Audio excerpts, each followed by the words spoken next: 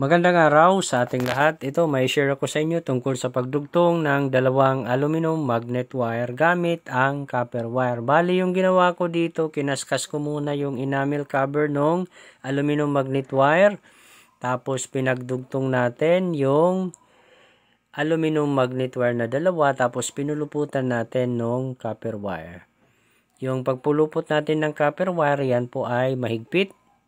Tapos gumagamit tayo dyan ng soldering iron, hinihinang po natin yung copper wire. Ang purpose po ng paghinang sa copper wire ay para mas lalong tumibay yung pagkakadugtong ng aluminum magnet wire. Okay, yan. Ganyan lang. So, pagkatapos natin mahinang yung copper, yan, inayos lang natin. Ayan, okay na. So, sunod na gagawin natin dyan ay lalagyan natin ng shrinkable tube. Tapos, spaghetti tubing. Okay. So, dyan, tinest muna natin kung talagang matibay.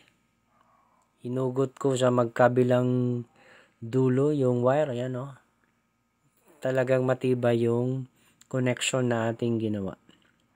So, ilalagay ko na dyan yung shrinkable tube. Tapos, iinitin yung shrinkable tube gamit ang soldering iron. Okay.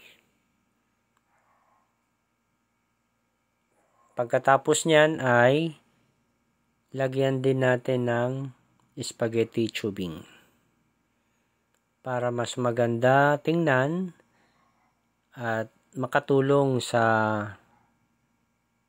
tibay ng koneksyon ng aluminum magnet wire.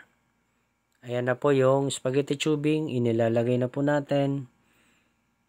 So, bali, ayan po yung ating ginawa dito sa pagdugtong ng dalawang aluminum magnet wire. Okay. So, ganyan lang po yung pagdugtong ng aluminum magnet wire. Okay. Sana po ay meron kayong natutunan sa ating video tutorial. Kung nagustuhan niyo itong video, paki-like at share. Kung hindi ka pa nakapag-subscribe, mari po lamang ay mag-subscribe sa aking channel. Paki-click na rin yung notification bell para updated ka sa mga bagong upload na videos. Hanggang sa muli, maraming salamat po.